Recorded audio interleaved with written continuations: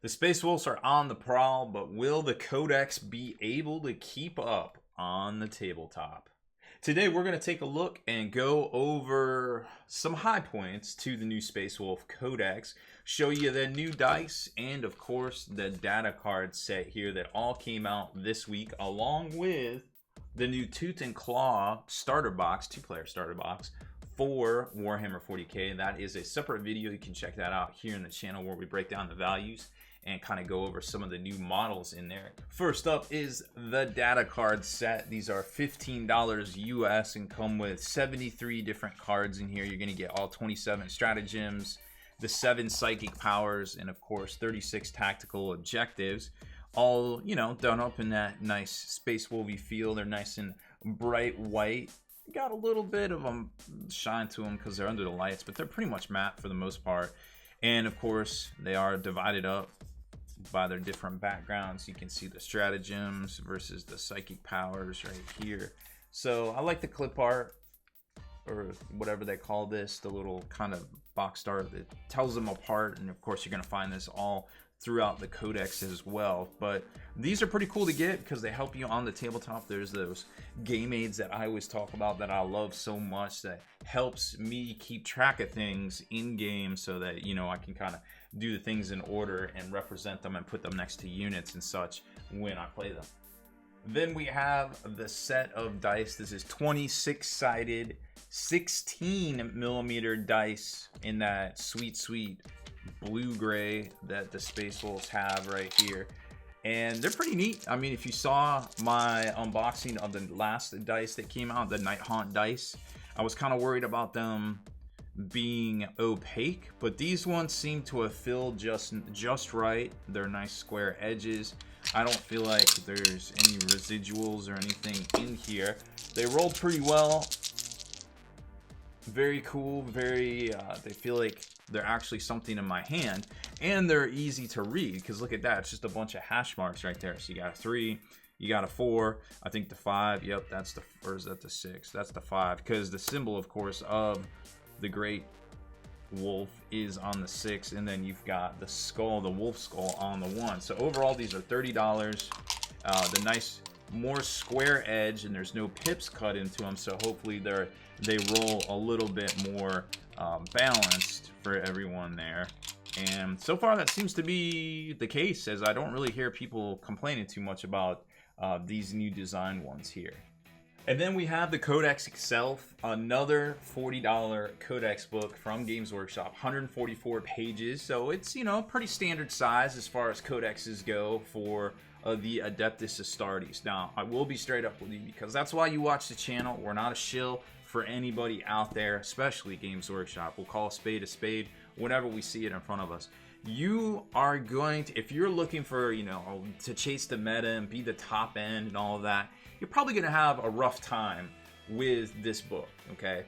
It's, as of right now, you know, 2018 chapter approved FAQ and all that, going into fall. It isn't going to be one of the stronger books out there. It probably just isn't. You know, there's some people out there on the internet saying a lot worse things about it, but we're going to go over the good stuff, because if you are a Space Wolf fan and you've been waiting for this book, then this book is for you, because it's fluffy. It's got a lot of cool things going for it, because obviously they're going to play just like their fluff kind of gives them. I'm going to give you some of the stronger points and some of the better points to look for. And if you are one of those meta chasers in the top end, you know, you want to be more on the competitive side, we'll give you some ideas for that too, and how to mix those into some other armies, because there's definitely some good stuff in here that's going to see play. So you're going to need to know about some of the stuff in this book. So let's break it down real quick first. 144 pages, $40, 27 stratagems, only 6 Warlord traits. I think there's only 6 relics. I'm pretty sure there's only 6. You got your 6 psychic powers, 77 data sheets. Pretty much nothing has changed except for maybe some point stuff from the index itself, because remember the index got such a huge FAQ when it first came out. There was magenta ink everywhere if you downloaded that FAQ. So like I said, 144 page book. I mean, it's gorgeous, don't get me wrong. It's got tons of fluff in here. You know, they're mixing in all the Primera stuff. Ulrich the Slayer just got new models. The Wolfen just got new models like 2 years ago. you know, you've got all this cool stuff in here, and it's really dope to see. But as far as power level goes, you know, this day and age, when you build an army list, you need to be able to take down a Knight Titan in one turn, in one volley from firepower, or perhaps some sort of devastating charge. If you can't drop at least one Knight a turn, you're gonna have problems in competitive 40k. Now, that doesn't mean you can't just go down to your store and bebop around and have some fun, and that is 100% the case. And that's what's really cool about this book, is it's kind of dual purpose. There are elements in here that can drop a Knight, but it will not be able to go toe to toe with that sort of level firepower for very long. I don't feel like. I could be wrong. So the good, it's got flavor. It definitely you know, will wet your Space Wolf whistle, so to speak. Whatever analogy you want to use there. Now, there's also awesome Warlord traits, and if you haven't heard yet, you need to go to Games Workshop's site and download this PDF, because all of the Warlord traits in this book are wrong. They actually redid them. They're better, so that's good. I'm glad they put this out here. Long story short, you always get the Warlord trait listed here. You can reroll, or you can charge in advance. You can do all sorts of add 1 to wound rolls, and this is if you make them your Warlord. If there's a primary detachment, you make them your Warlord. There's no way to make them your Warlord without taking them as your primary detachment. You can't do like the shenanigans with the Night Book, okay? Saga Wolfkin, you get extra attacks, all this stuff right here. But if they do this deed, at the end of that phase, it turns on a 6-inch aura bubble. At the end of the phase, though, you can't just like make a successful saving throw and then all of a sudden these folks here get 6 up feel no pain all of a sudden. Like, it doesn't work till the end of the phase. So if you're in a fight phase, make a save, it doesn't turn on for the rest of your guys around them. So just be aware of that. It's a little tricksy on how they worded it and how they have it going, but it is good that they put it in here, and that supersedes the stuff in the back of the book. Okay, so that's kind of the flavor. Like, that's what we want to see. Now, combo wise, there's some cool stuff in here. Some things that you need to be aware of and that you will probably see. Now, I'm not going to read out all the... You can pause this and see the points values, whatever. You can, you know, get your feel as far as that goes. I'm not going to go over it all because folks have had this book in their hands, their hot little hands, and, you know, talk till their heart's content about it. I'm going to give you what I think is good and what I expect to see on the tabletop, at least in the near term. Now, I might be completely wrong, and this happened before. I mean, we were high on the Knight Valiant, and it turns out the Castellan seems to be the bee's knees out there. So as far as disciplines go, it looks like they kept the Tempest Wrath, which is pretty dope, and we saw this actually being used with the Castellan in conjunction with the Castellan Knight. So it manifests on a 6, and you pick an enemy unit within 24. That unit, as long as you manifest, must subtract 1 from hit rolls that they make. So that's pretty it's pretty dope. So if they got a big heater unit, you're gonna be like, hey, anytime you go to make hit rolls, you're -1, so it buys you a little bit of time. Also, Living Lightning is pretty good, and we're gonna see a combo with that. So it's gonna do D3 damage, or D3 mortal wounds rather. It has a warp charge of 6. It's gonna hit the closest visible enemy unit within 18. It's gonna suffer D3 mortal wounds. If it's destroyed, it jumps, and it keeps jumping until it destroys them out, which is really cool. But that being said, it's not going to happen very often, but there's some ways we can kind of tweak that. Relics wise, I think your winners are Armor of Rust and Wolfenstone. Armor of Rust is 4-up invulnerable, but that's not what makes it good. What makes it good is at the start of a fight phase, choose an enemy unit with one of this model. That unit cannot be chosen to fight in the fight phase until all of the units able to fight have done so, and there's some restrictions on tiebreakers and such. But long story short, you turn them off until you make them go last in the combat, and that's going to buy you some time, especially because, again, getting back to that flavor that we talked about earlier, all of these Space Wolves, actually I think it might be right here, all of the Space Wolves are +1 to hit if you take Battle Forge. They can also perform Heroic Intervention of a 6-inch move. Now, you have to do that at the end of your enemy's charge phase, which isn't their fight phase, their charge phase. At the end of the enemy's fight phase, you get to heroically intervene 6 inches. You just have to end up closer to the enemy than what you started. If this ability, in addition, characters with ability can perform a heroic intervention if after an enemy has completed all their charge moves, there are any enemies within 6 inches of them, they can move up to 6 as long as they end nearest, closer to the nearest enemy model. So that being said, you can't just get free movement, but you do get some movement, and that really makes your opponent think, oh, this guy's got a lot of movement here because you heroically intervene in, so they need to be on their toes right there. Warlord Traits page, completely obsolete at this point, unfortunately. And then it gets into all the stratagems, and we're going to talk about a few of those that I think are pretty clutch coming right up. So let's jump to Rune Priest. Now, Rune Priests really haven't changed that much, unfortunately. But the good news is that they do have a lot of cool abilities. And of course, there's so many HQs in here, I'm not going to find the Rune Priest. There he is. Well, there's your base Rune Priest.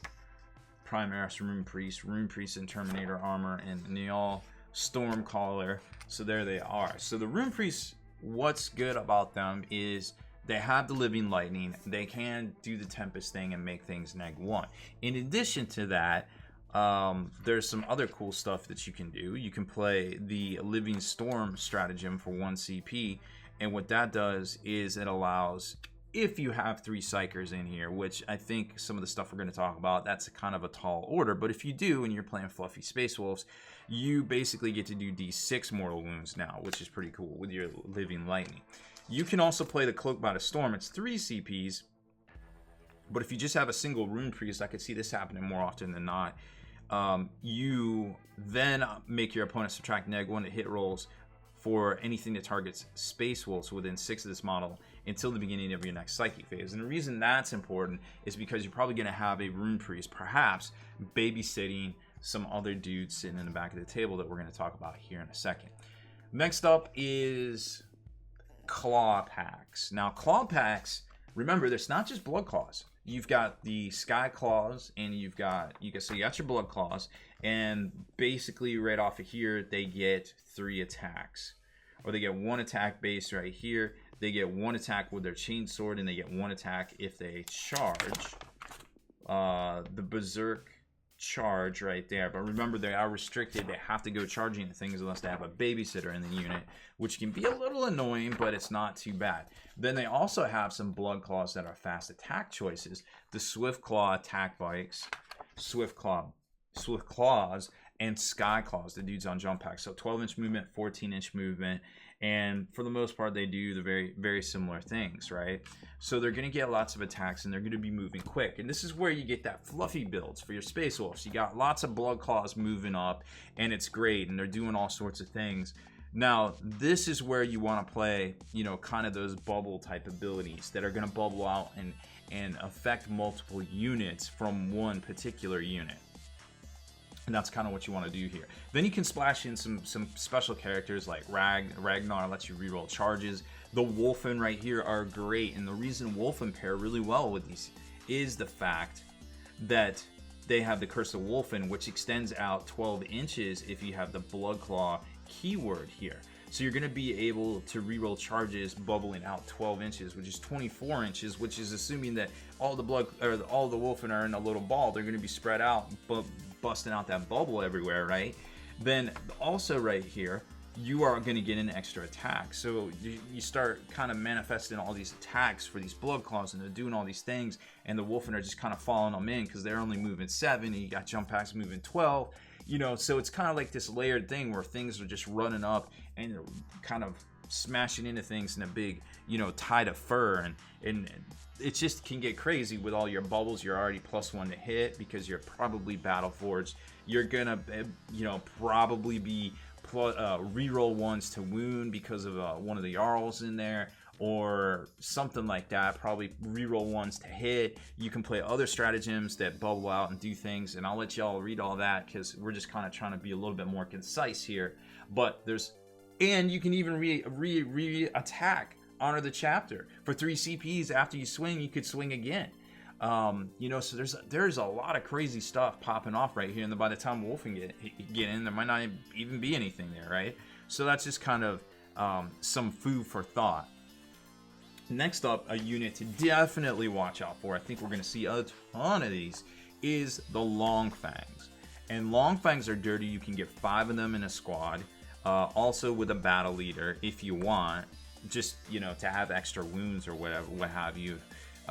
He would, if you take Terminator armor, have a 2-up save, so maybe give you a little bit more resiliency as far as incoming fire. But if you park a Rune Priest over there and pop off the Cloak by the Storm or pop off the Tempestus, they're probably going to be neg 1 to hit regardless.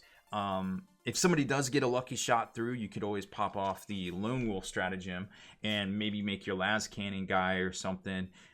Now he's going to get +2 wounds and become a character and just kind of chuckle in the back as he speaks in las cannon from across the board right there. He's untargetable, assuming that there isn't something in his grill that just killed all his buddies. But you've got a lot of options here, and it's really cool to see how it all meshes together. Some other stuff that people forget about sometimes are these normal Space Marine stratagems, flak missile and hellfire shells. Now, at first glance, you're like, wait a minute, I don't know, maybe those aren't that good for 2 CPs, but you don't have to play them together, obviously. But what's cool about them is that it's going to give you free mortal wounds, well, free air quotes, as long as you hit, but you are hitting because their innate ability for the most part is reroll hits of 1 for any models in this unit, the target enemy model you pick that phase. So you target something, probably with a fly keyword, you're rerolling 1s, hitting on 3s, and there might be some other bonuses in here. There's ways to just reroll all hits. You're going to get your D3 mortal wounds off. And then if you have a heavy bolter in there, because why not if you plan on playing this, another, boom, 3 mortal wounds, or D3 mortal wounds might get through, plus all of the other las cannons and all the other assorted weaponry in here that you're probably taking, and you're going to dish out some free mortal wounds. And this is how you can concentrate fire and do the Lord's work, or the Allfather's work, to a Night Titan or a other large target right there. Now, speaking of other ways to get super sneaky with your hits, there are these 2 stratagems for your consideration as well. And again, you know, this stuff can be played on anything. Well, Wolf's Eye can. But Keen Senses, use a stratagem in your shooting phase, choose a Space Wolf unit from your army. Doesn't suffer any penalties to hit rolls for this phase. So if you're neg 1, you moved, whatever, you're shooting at something that's neg 1, easy game, easy life right there. Try to get the shots through still. You're a flyer. Oh, I'm shooting a flak missile. Guess what? Not neg 1 anymore, right? The Wolf's Eye is cool. It's a stratagem that you play on your Long Fangs. You can reroll either failed hit rolls or failed wound rolls for that unit for this phase. So if you're going up again against something tough, or you want to make sure that damage punches home on the wound side of things, and you don't have a Jarl nearby to give you that reroll 1s, well, you can pop off those stratagems. So lots of crazy options right there. Long Fangs. Expect to see a lot of Long Fangs out there, I would imagine, in the near future. Wolfguard battle leaders are by far probably one of the best picks out of this book. They are very similar to the Red brothers in the Blood Angels army, the aka the Slam Captain, Slam Guineas, whatever you call him out there. These guys are very similar, but they're a lot different at the same time. They both will have their strengths and weaknesses on the tabletop. However, depending on what you're fielding, if you need that extra firepower from the Long Fangs, well, you might not be able to slot in, you know, some Blood Angels. So let's take a look at these guys here. Now, in the Slam Captain configuration, or Slam Guineas, whatever you want to call them, they are 114 points. So you're going to field them with a jump pack, a storm shield, and a thunder hammer.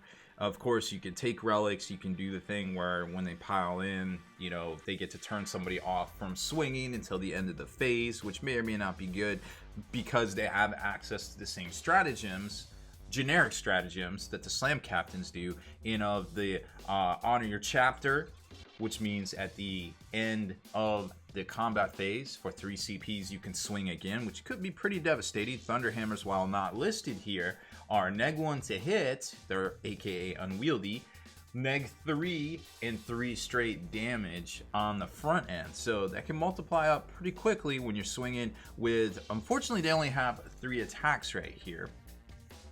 But you know, when it comes to the slam captains, they can get a little higher because they can play the Death Company stratagem, get that extra attack. They also get a 6-up Feel No Pain, which you can also get, we already showed you, from that Warlord trait. If your Warlord passes a save, he bubbles out at the end of that phase a 6-up Feel No Pain. So there's some combo things here that you may or may not happen. But that being said, 3 attacks right here to start out with, rerolling rolls of 1 because he has a Jarl that are within 6 of him. You can do some crazy stuff when it comes to stratagems that we're going to talk about after this. Just some leftover stratagems that you can do. You're not going to be able to bounce him around the tabletop like the slam captains do. Like pick him up, drop him down, charge in 3d6. Not even sure if that's going to be a thing after the next big FAQ. Maybe that's why these guys are a little bit slower, so to speak. But moving 12 inches is nothing to sneeze at either, especially when you have Wolfen, maybe Wolfen on the table if you want to go full-on Space Wolf and bubble out and do all sorts of things there. Why these guys are good is just the fact that they can engage, and they are still inherently Space Wolf. So you're gonna be +1 to hit. So that -1 to hit with the hammer automatically is negated right there.